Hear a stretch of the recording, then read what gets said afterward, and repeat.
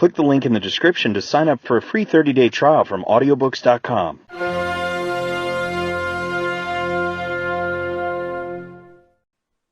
Stories from the Arabian Nights by Lawrence Houseman. Ali Baba and the 40 Thieves. In a town in Persia lived two brothers named Cassim and Ali Baba, between whom their father at his death had left what little property he possessed equally divided. Cassim, however, having married the heiress of a rich merchant, became soon after his marriage the owner of a fine shop, together with several pieces of land, and was in consequence, through no effort of his own, the most considerable merchant in the town. Ali Baba, on the other hand, was married to one as poor as himself, and having no other means of gaining a livelihood, he used to go every day into the forest to cut wood, and lading therewith the 3 asses which were his sole stock in trade, would then hawk it about the streets for sale. One day, while he was at work within the skirts of the forest, Ali Baba saw, advancing towards him across the open, a large company of horsemen, and fearing from their appearance that they might be robbers, he left his asses to their own devices and sought safety for himself in the lower branches of a large tree which grew in the close overshadowing of a precipitous rock. Almost immediately it became evident that this very rock was the goal toward which the troop was bound, for having arrived, they alighted instantly from their horses, and took down each man of them a sack which seemed by its weight and form to be filled with gold. There could no longer be any doubt that they were robbers. Ali Baba counted 40 of them. Just as he had done so, the one nearest to him, who seemed to be their chief, advanced toward the rock, and in a low but distinct voice uttered the 2 words, "Open, sesame."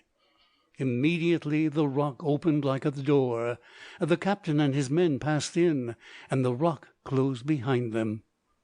For a long while Ali Baba waited, not daring to descend from his hiding place, lest they should come out and catch him in the act.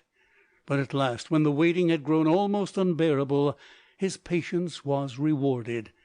The door in the rock opened, and out came the 40 men, their captain leading them. When the last of them was through, "Shut, sesame," said the captain, and immediately the face of the rock closed together as before, and then they all mounted their horses and rode away. As soon as he felt sure they were not returning, Ali Baba came down from the tree and made his way at once to that part of the rock where he had seen the captain and his men enter. And there, at the word "Open, sesame," a door suddenly revealed itself and opened. Ali Baba had expected to find a dark and gloomy cavern.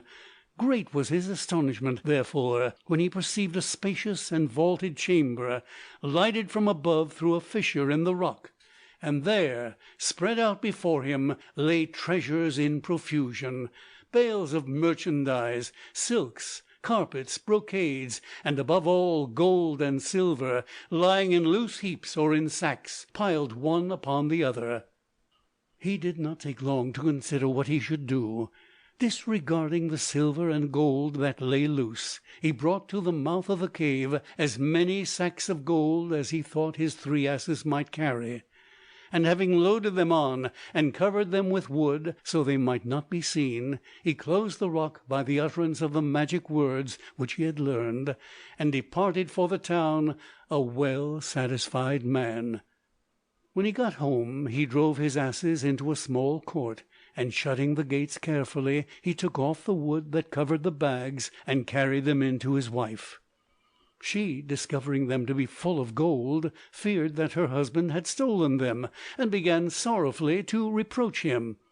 But Ali Baba soon put her mind at rest on that score, and having poured all the gold into a great heap upon the floor, he sat down at her side to consider how well it looked.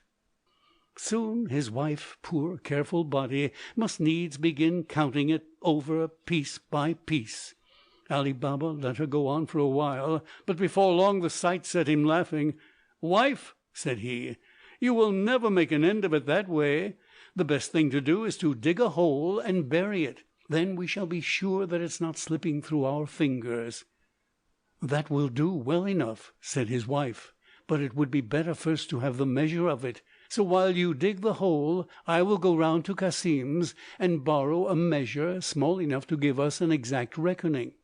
"Do as you will," answered her husband, "but see that you keep the thing secret." Off went Ali Baba's wife to her brother-in-law's house. Cassim was from home, so she begged of his wife the loan of a small measure, naming for choice the smallest. This set the sister-in-law wondering. Knowing Ali Baba's poverty, she was all the more curious to find out for what kind of grain so small a measure could be needed. So before bringing it, she covered all the bottom with lard, and giving it to Ali Baba's wife, told her to be sure and be quick in returning it. The other, promising to restore it punctually, made haste to get home, and there finding the hole dug for its reception, she started to measure the money into it. First she set the measure upon the heap, and then she filled it, and then she carried it to the hole, and so she continued till the last measure was counted. Then, leaving Ali Baba to finish the burying, she carried back the measure with all haste to her sister-in-law, returning thanks for the loan. No sooner was her back turned than Cassim's wife looked at the bottom of the measure, and there, to her astonishment, she saw sticking to the lard a gold coin. "What!" she cried, her heart filled with envy. "Is Ali Baba so rich that he needs a measure for his gold? Where, then, I would know, has the miserable wretch obtained it?" She waited with impatience for her husband's return, and as soon as he came in she began to jeer at him. "You think yourself rich," said she, "but Ali Baba is richer. You count your gold by the piece, but Ali Baba does not count, he measures it. In comparison to Ali Baba we are but grubs and groundlings." Having thus riddled him to the top of her bent in order to provoke his curiosity, she told him the story of the borrowed measure, of her own stratagem, and of its result. Cassim, instead of being pleased at Ali Baba's sudden prosperity, grew furiously jealous. Not a wink could he sleep all night for thinking of it. The next morning before sunrise he went to his brother's house. "Ali Baba," said he, "what do you mean by pretending to be poor, when all the time you are scooping up gold by the quart?" "Brother," said Ali Baba, "explain your meaning." "My meaning shall be plain," cried Cassim, displaying the tell-tale coin. "How many more pieces have you like this that my wife found sticking to the bottom of the measure yesterday?" Ali Baba, perceiving that the intervention of wives has made further concealment useless, told his brother the true facts of the case, and offered him, as an inducement for keeping the secret, an equal share of the treasure. "Oh, that is the least that I have the right to expect," answered Cassim haughtily. "It is further necessary that you should tell me exactly where the treasure lies, that I may, if need be, test the truth of your story. Otherwise I shall find it my duty to denounce you to the authorities." Ali Baba, having a clear conscience, had little fear of Cassim's threats. Out of pure good nature he gave him all the information he desired, not forgetting to instruct him in the words which would give him free passage into the cave and out again. Cassim, who had thus secured all he had come for, lost no time in putting his project into execution. Intent on possessing himself of all the treasures which yet remained, he set off the next morning before daybreak, taking with him 10 mules laden with empty crates. Arrived before the cave, he recalled the words which his brother had taught him. No sooner was "Open, Sesame" said than the door in the rock lay wide open for him to pass through, and when he had entered it shut again. If the simple soul of Ali Baba had found delight in the riches of the cavern, greater still was the exaltation of a greedy nature like Cassim's. Intoxicated with the wealth that lay before his eyes, he had no thought but to gather together with all speed as much treasure as the 10 mules could carry, and so, having exhausted himself with heavy labour and avaricious excitement, he suddenly found, on returning to the door, that he had forgotten the key which opened it. Up and down and in and out through the mazes of his brain he chased the missing word. Barley and maize and rice, he thought of them all, but of sesame never once, because his mind had become dark to the revealing light of heaven. And so the door stayed fast, holding him prisoner in the cave, where to his fate, undeserving of pity, we leave him. Toward noon the robbers returned, and saw standing about the rock the 10 mules laden with crates. At this they were greatly surprised, and began to search with suspicion amongst the surrounding crannies and undergrowth. Finding no one there, they drew their swords and advanced cautiously towards the cave, whereupon the captain's pronouncement of the magic word, the door immediately fell open. Cassim, who from within had heard the trampling of horses, had now no doubt that the robbers were arrived, and that his hour was come. Resolved, however, to make one last effort at escape, he stood ready by the door, and no sooner had the opening word been uttered than he sprang forth with such violence that he threw the captain to the ground. But his attempt was vain. Before he could break through, he was mercilessly hacked down by the swords of the robber band. With their fears thus verified, the robbers anxiously entered the cave to view the traces of its late visitant. There they saw piled by the door the treasure which Cassim had sought to carry away. But while restoring this to its place, they failed altogether to detect the earlier loss which Ali Baba had caused them. Reckoning, however, that as one had discovered the secret of entry, others also might know of it, they determined to leave an example for any who might venture thither on a similar errand, and having quartered the body of Cassim, they disposed it at the entrance in a manner most calculated to strike horror into the heart of the beholder. Then, closing the door of the cave, they rode away in the search of fresh exploits and plunder. Meanwhile Cassim's wife had grown very uneasy at her husband's prolonged absence, and at nightfall, unable to endure further suspense, she ran to Ali Baba, and telling him of his brother's secret expedition, entreated him to go out instantly in search of him. Ali Baba had too kind a heart to refuse or delay comfort to her affliction. Taking with him his 3 asses, he set out immediately for the forest, and as the road was familiar to him, he had soon found his way to the door of the cave. When he saw there the traces of blood, he became filled with misgiving. But no sooner had he entered than his worst fears were realized. Nevertheless, brotherly piety gave him courage.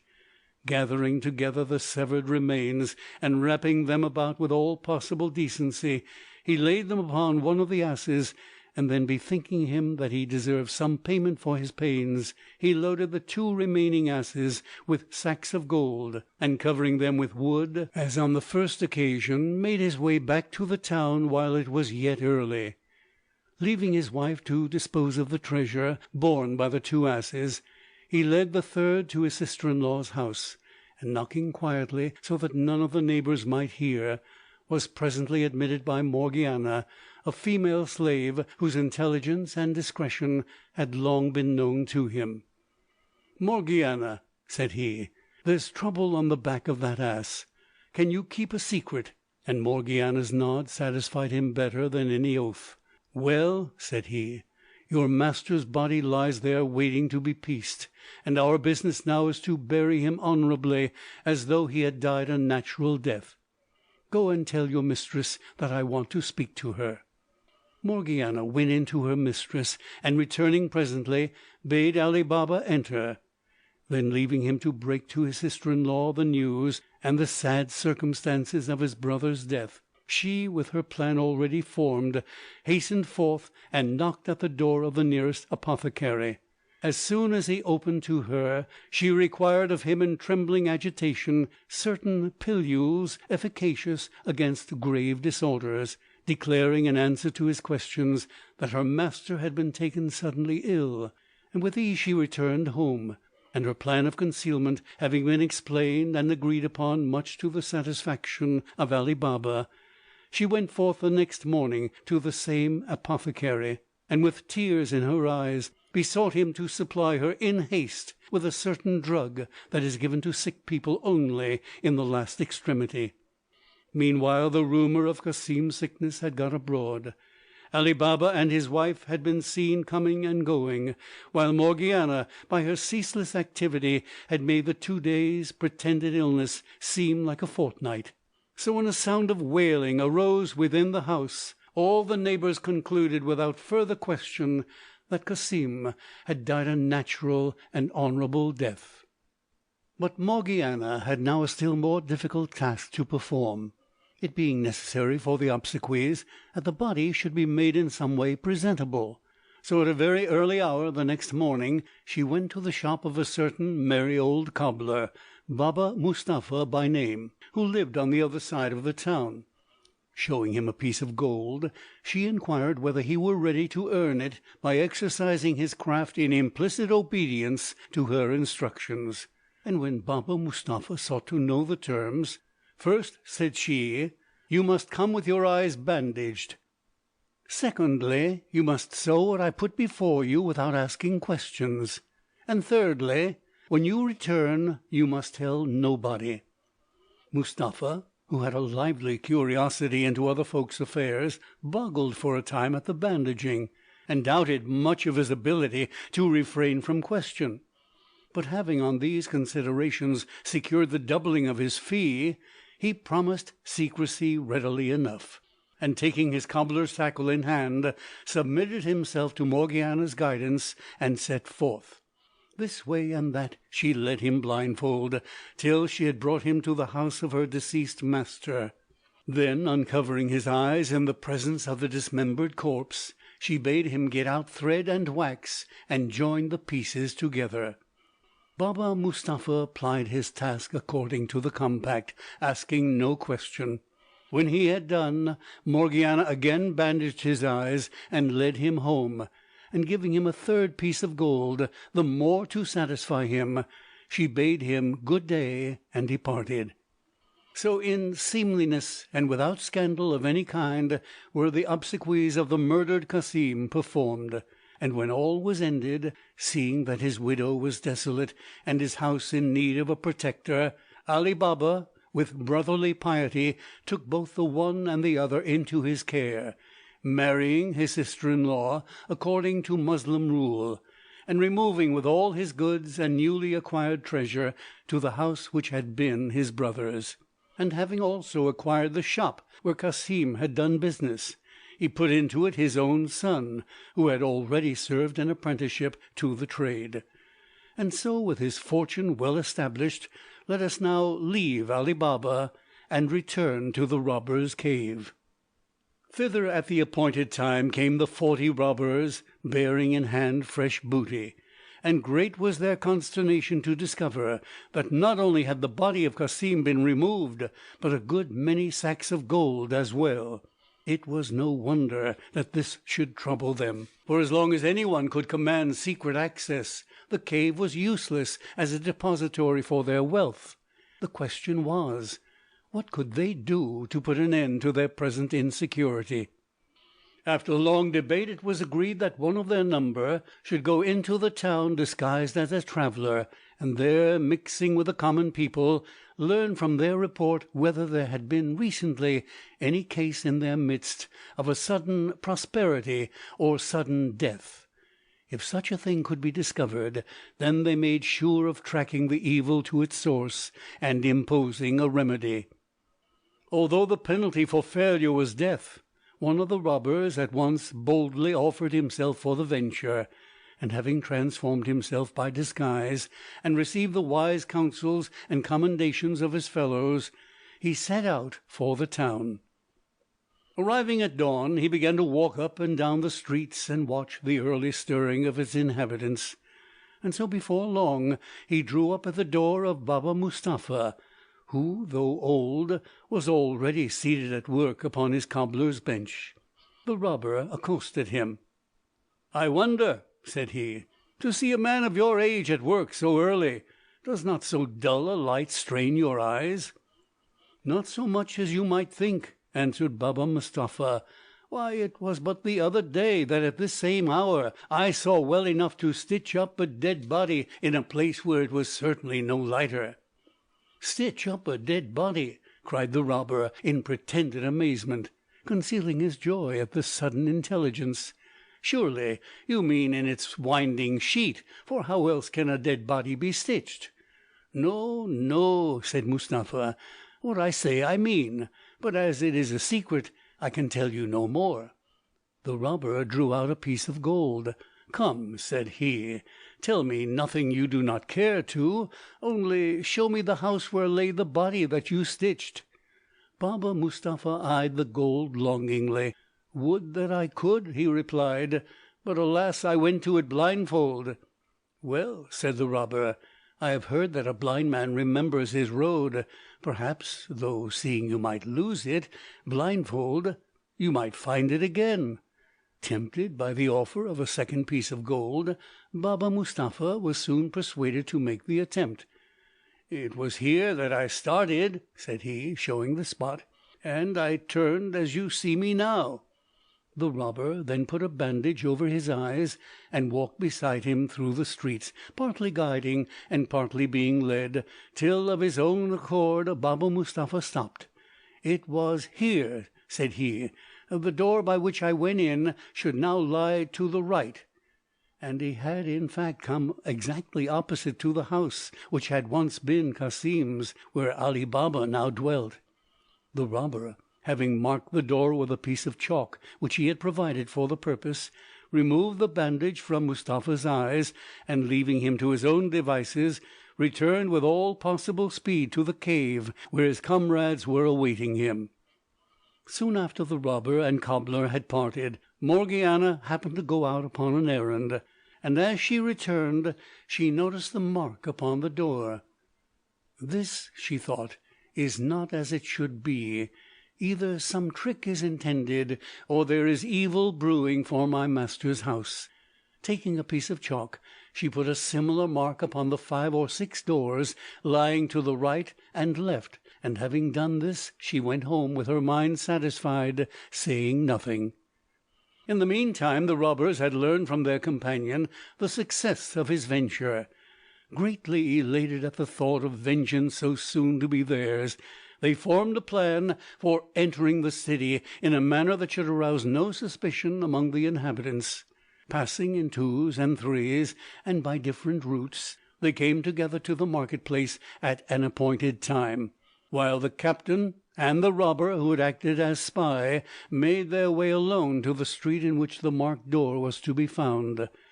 Presently, just as they had expected, they perceived a door with a mark on it. "That is it," said the robber. But as they continued walking so as to avoid suspicion, they came upon another and another, till before they were done they had passed 6 in succession. So alike were the marks that the spy, though he swore he had made but one, could not tell which it was. Seeing that the design had failed, the captain returned to the market-place, and having passed the word for his troop to go back in the same way as they had come, he himself set the example of retreat. When they were all reassembled in the forest, the captain explained how the matter had fallen, and the spy, acquiescing in his own condemnation, kneeled down and received the stroke of the executioner. But as it was still necessary for the safety of all that so great a trespass and theft should not pass unavenged, another of the band, undeterred by the fate of his comrade, volunteered upon the same conditions to prosecute the quest wherein the other had failed. Coming by the same means to the house of Ali Baba, he set upon the door, at a spot not likely to be noticed, a mark in red chalk to distinguish it clearly from those which were already marked in white. But even this precaution failed of its end. Morgiana, whose eye nothing could escape, noticed the red mark at the first time of passing, and dealt with it just as she had done with the previous one. So when the robbers came, hoping this time to light upon the door without fail, they found not one but 6, all similarly marked with red. When the second spy had received the due reward of his blunder, the captain considered how, by trusting to others, he had come to lose two of his bravest followers, and so the third attempt he determined to conduct in person. Having found his way to Ali Baba's door, as the two others had done by the aid of Baba Mustapha, he did not set any mark upon it, but examined it so carefully that he could not in future mistake it. He then returned to the forest and communicated to his band the plan which he had formed, and this was to go into the town in the disguise of an oil merchant, bearing with him upon 19 mules 38 large leather jars, one of which, as a sample, was to be full of oil, but all the others empty. In these he proposed to conceal the 37 robbers to which his band was now reduced, and so to convey his full force to the scene of action in such a manner as to arouse no suspicion till the signal for vengeance should be given.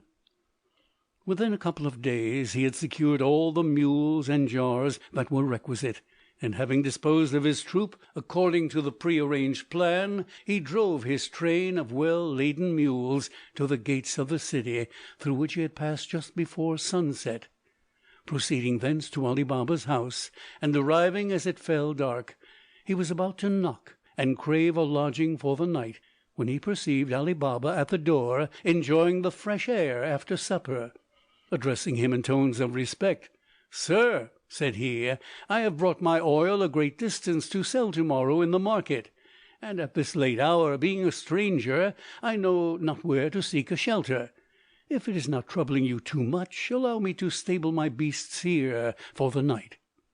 The captain's voice was now so changed from its accustomed tone of command that Ali Baba, though he had heard it before, did not recognize it. Not only did he grant the stranger's request for bare accommodation, but as soon as the unlading and stabling of the mules had been accomplished, he invited him to stay no longer in the outer court, but enter the house as his guest. The captain, whose plans this proposal somewhat disarranged, endeavoured to excuse himself from a pretended reluctance to give trouble. But since Ali Baba would take no refusal, he was forced at last to yield, and to submit with apparent complaisance to an entertainment which the hospitality of his host extended to a late hour. When they were about to retire for the night, Ali Baba went into the kitchen to speak to Morgiana, and the captain of the robbers, on the pretext of going to look after his mules, slipped out into the yard where the oil jars were standing in line. Passing from jar to jar, he whispered into each, "When you hear a handful of pebbles fall from the window of the chamber where I am lodged, then cut your way out of the jar and make ready, for the time will have come." He then returned to the house, where Morgiana came with a light and conducted him to his chamber. Now Ali Baba, before going to bed, had said to Morgiana, "To-morrow at dawn I am going to the baths. Let my bathing linen be put ready, and see that the cook has some good broth prepared for me against my return." Having therefore led the guest up to his chamber, Morgiana returned to the kitchen and ordered Abdallah, the cook, to put on the pot for the broth. Suddenly, while she was skimming it, the lamp went out, and on searching she found there was no more oil in the house. At so late an hour no shop would be open, and yet somehow the broth had to be made, and that could not be done without a light. "As for that," said Abdallah, seeing her perplexity, "why trouble yourself? There is plenty of oil out in the yard." "Why, to be sure," said Morgiana, and sending Abdallah to bed, so that he might be up in time to wake his master on the morrow, she took the oil can herself and went out into the court. As she approached the jar which stood nearest, she heard a voice within say, "Is it time?" To one of Morgiana's intelligence, an oil jar that spoke was an object of even more suspicion than a chalk mark on a door, and in an instant she apprehended what danger for her master and his family might lie concealed around her. Understanding well enough that an oil jar which asked a question required an answer, she replied quick as thought, and without the least sign of perturbation. Not yet, but presently. And thus she passed from jar to jar, 37 in all, giving the same answer, till she came to the one which contained the oil. The situation was now clear to her. Aware of the source from which her master had acquired his wealth, she guessed at once that in extending shelter to the oil merchant, Ali Baba had in fact admitted to his house the robber captain and his band. On the instant her resolution was formed. Having filled the oil can, she returned to the kitchen, and there she lighted the lamp, and then, taking a large kettle, went back once more to the jar which contained the oil. Filling the kettle, she carried it back to the kitchen, and putting under it a great fire of wood, had soon brought it to the boil. And then, taking it in hand once more, she went out into the yard, and poured into each jar in turn a sufficient quantity of the boiling oil to scald its occupant to death. She then returned to the kitchen, and having made Ali Baba's broth, put out the fire, blew out the lamp, and sat down by the window to watch. Before long the captain of the robbers awoke from the short sleep which he had allowed himself, and finding that all was silent in the house, he rose softly and opened the window. Below stood the oil jars. Gently into their midst he threw the handful of pebbles agreed on as a signal, but from the oil jars came no answer. He threw a second and a third time, yet though he could hear the pebbles falling among the jars, there followed only the silence of the dead. Wondering whether his band had fled, leaving him in the lurch, or whether they were all asleep, he grew uneasy, and descending in haste, made his way into the court. As he approached the first jar, a smell of burning and hot oil assailed his nostrils, and looking within, he beheld in rigid contortion the dead body of his comrade. In every jar the same sight presented itself, till he came to the one which had contained the oil. There, in what was missing, the means and manner of his companion's death were made clear to him. Aghast at the discovery, and awake to the danger that now threatened him, he did not delay an instant, but forcing the garden gate, and thence climbing from wall to wall, he made his escape out of the city. When Morgiana, who had remained all this time on the watch, was assured of his final departure, she put her master's bath linen ready, and went to bed well satisfied with her day's work. The next morning Ali Baba, awakened by his slave, went to the baths before daybreak. On his return he was greatly surprised to find that the merchant was gone, leaving his mules and oil jars behind him. He inquired of Morgiana the reason. "You will find the reason," said she, "if you look into the first jar you come to." Ali Baba did so, and seeing a man, started back with a cry. "Do not be afraid," said Morgiana. "He is dead and harmless, and so are all the others whom you will find if you look further." And so Ali Baba went from one jar to another, finding always the same sight of horror within. His knees trembled under him, and when he came at last to the one empty oil jar, he stood for a time motionless, turning upon Morgiana eyes of wonder and inquiry. "And what," he said then, "has become of the merchant?" "To tell you that," said Morgiana, "will be to tell you the whole story. You will be better able to hear it if you have your broth first." But the curiosity of Ali Baba was far too great. He would not be kept waiting, and so without further delay she gave him the whole history, so far as she knew it, from beginning to end, and by her intelligent putting of one thing against another, she left him at last in no possible doubt as to the source and nature of the conspiracy which her quick wits had so happily defeated. "And now, dear master," she said in conclusion, "continue to be on your guard, for though all these are dead, one remains alive, and he, if I mistake not, is the captain of the band, and for that reason the more formidable and the more likely to cherish the hope of vengeance." When Morgiana had done speaking, Ali Baba clearly perceived that he owed to her not merely the protection of his property, but life itself. His heart was full of gratitude. "Do not doubt," he said, "that before I die I will reward you as you deserve, and as an immediate proof, from this moment I give you your liberty." This token of his approval filled Morgiana's heart with delight.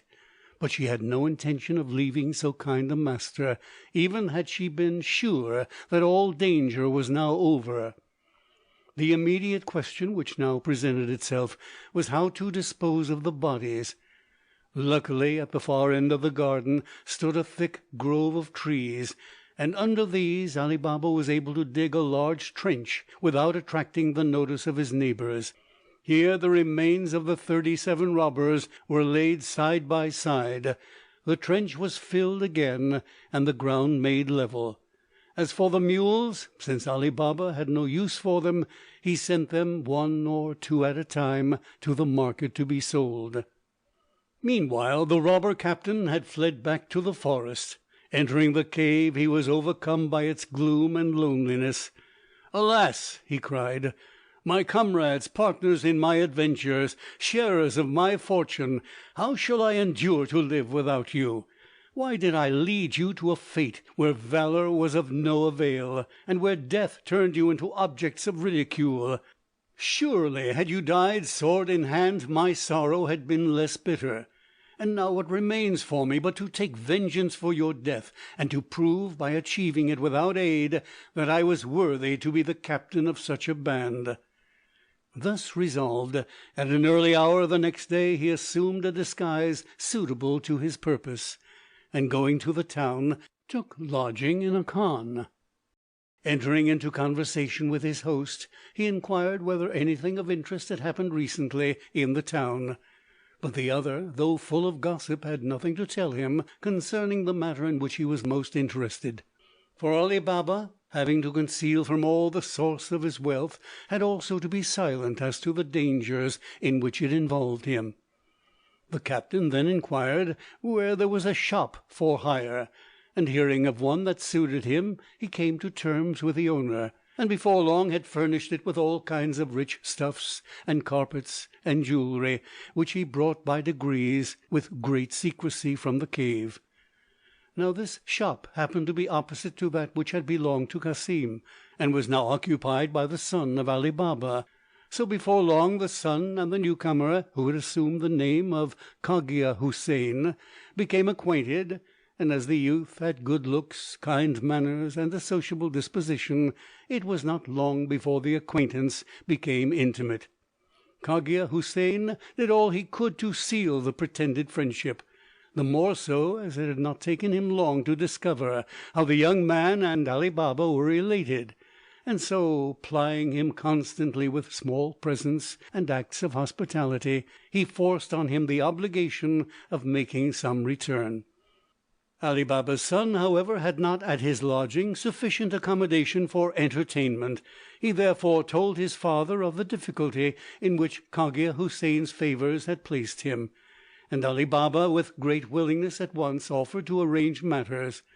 "My son," said he, "to-morrow being a holiday, all shops will be closed. Then do you, after dinner, invite Cogia Houssain to walk with you, and as you return, bring him this way and beg him to come in. That will be better than a formal invitation, and Morgiana shall have a supper prepared for you." This proposal was exactly what Ali Baba's son could have wished, and so on the morrow he brought Cogia Houssain to the door, as if by accident, and stopping, invited him to enter. Cogia Houssain, who saw his object thus suddenly attained, began by showing pretended reluctance, but Ali Baba himself, coming to the door, pressed him in the most kindly manner to enter, and before long had conducted him to the table where food stood prepared. But there an unlooked for difficulty arose. Wicked though he might be, the robber captain was not so impious as to eat the salt of the man he intended to kill. He therefore began with many apologies to excuse himself, and when Ali Baba sought to know the reason, "Sir," said he, I am sure that if you knew the cause of my resolution you would approve of it. Suffice it to say that I have made it a rule to eat of no dish that has salt in it. How then can I sit down at your table if I must reject everything that is set before me?" "If that is your scruple," said Ali Baba, "it shall soon be satisfied." And he sent orders to the kitchen that no salt was to be put into any of the dishes presently to be served to the newly arrived guest. "Thus," said he to Cogia Houssain, "I shall still have the honour to which I have looked forward of returning to you under my own roof the hospitality you have shown to my son." Morgiana, who was just about to serve supper, received the order with some discontent. "Who," she said, "is this difficult person that refuses to eat salt? He must be a curiosity worth looking at." And so when the saltless courses were ready to be put upon the table, she herself helped to carry in the dishes. No sooner had she set eyes on Cogia Houssain than she recognized him in spite of his disguise, and observing his movements with great attention, she saw that he had a dagger concealed beneath his robe. "Ah," she said to herself, "here is reason enough, for who will eat salt with the man he means to murder? But he shall not murder my master if I can prevent it." Now Morgiana knew that the most favourable opportunity for the robber captain to carry out his design would be after the courses had been withdrawn, and when Ali Baba and his son and guest were alone together over their wine, which indeed was the very project that Cogia Houssain had formed. Going forth, therefore, in haste, she dressed herself as a dancer, assuming the headdress and mask suitable for the character, and then she fastened a silver girdle about her waist, and hung upon it a dagger of the same material. Thus equipped, she said to Abdallah the cook, "Take your tabor, and let us go in and give an entertainment in honour of our master's guest." And so Abdallah took his tabor and played Morgiana into the hall. As soon as she had entered she made a low curtsy and stood awaiting orders.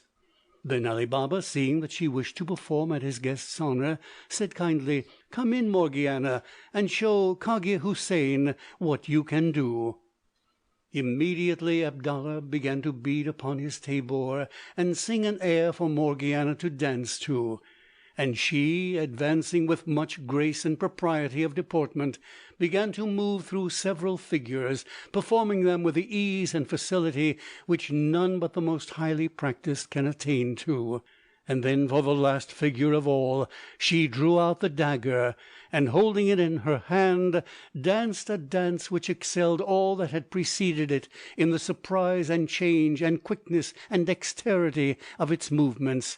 And now she presented the dagger at her own breast, now at one of the onlookers, but always in the act of striking she drew back. At length, as though out of breath, she snatched his instrument from Abdallah with her left hand, and still holding the dagger in her right, advanced the hollow of the tabor toward her master, as is the custom of dancers when claiming their fee. Ali Baba threw in a piece of gold. His son did likewise, and then advancing it in the same manner toward Cogia Houssain, who was feeling for his purse, she struck under it, and before he knew had plunged her dagger deep into his heart. Ali Baba and his son, seeing their guest fall dead, cried out in horror at the deed. "Wretch!" exclaimed Ali Baba, "what ruin and shame hast thou brought on us?" "Nay," answered Morgiana, "it is not your ruin, but your life that I have thus secured. Look and convince yourself what man was this which refused to eat salt with you." And so saying, she tore off the dead robber's disguise, showing the dagger concealed below, and the face which her master now for the first time recognized. Ali Baba's gratitude to Morgiana for thus preserving his life a second time knew no bounds. He took her in his arms and embraced her as a daughter.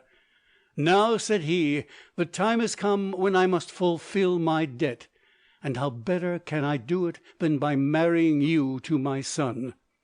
This proposition, far from proving unwelcome to the young man, did but confirm an inclination already formed. A few days later the nuptials were celebrated with great joy and solemnity, and the union thus auspiciously commenced was productive of as much happiness as lies within the power of mortals to secure. As for the robbers' cave, it remained the secret possession of Ali Baba and his posterity, and using their good fortune with equity and moderation, they rose to high office in the city, and were held in great honor by all who knew them. End of Ali Baba and the 40 Thieves.